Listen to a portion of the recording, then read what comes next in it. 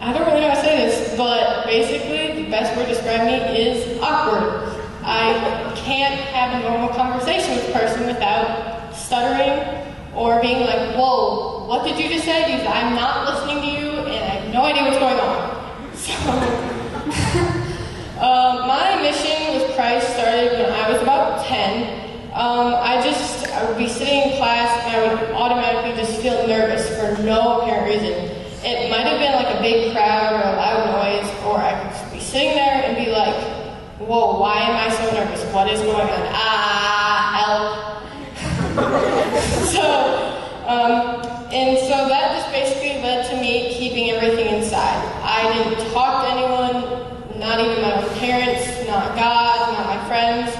So I just kind of felt alone because I thought, oh, well, since I don't know what's going on, no one else will, so no one will understand. But finally, I couldn't take it anymore because I felt like everything I had inside was going to explode out of me. So I finally broke down, told my mom, and I was like, Mom, I think there's something wrong with me. I can't talk to people. She was like, what do you mean you can't talk to people? And I was like, I physically cannot talk to people. Like, the words don't come out of my mouth. Like, it just doesn't work. And so she was like, Lizzy, do you feel really nervous for like no reason at all? And I was like, wait, you know what I'm talking about? And she was like, yeah, I do. And I was like, well, what is it? She's like, I think you have anxiety. And I was like, I have no idea what that is. Please explain more. So she's like, first, I want you to go and read this scripture because I think it will help.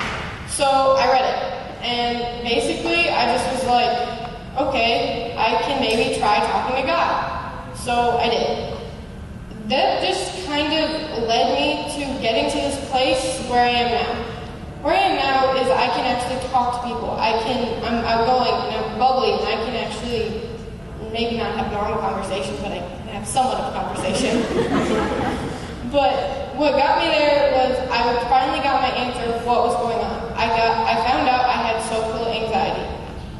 And that basically was all it took. I finally started little by little coming out of my comfort zone and realizing, okay, this is okay, I can keep going, this is okay, this is fine. So just by taking that step, it just led to so many more opportunities for me.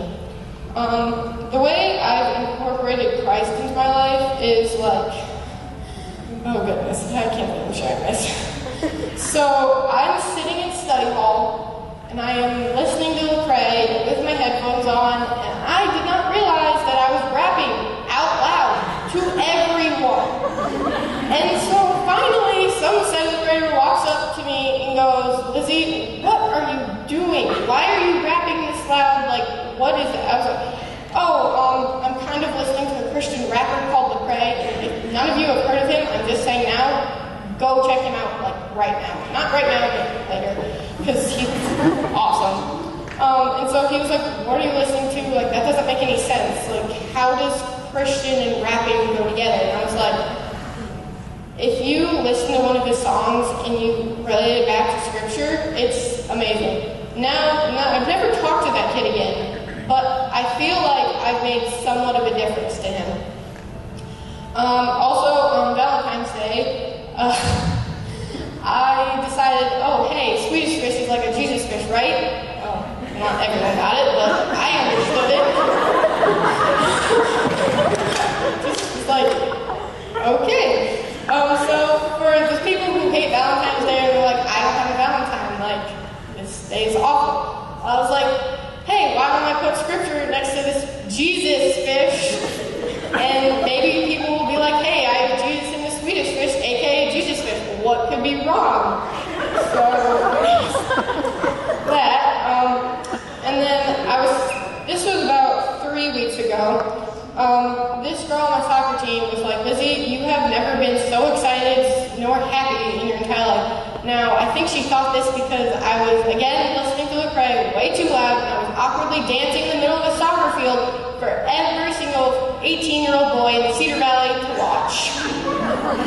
So she finally asked me, she was like, Lizzy, you've never been this happy, like, what made this change? And I just said, being awkward to me, I said, Jesus. She was like, what? I was like, Jesus. And she was like, you need to go into more detail because this isn't making sense.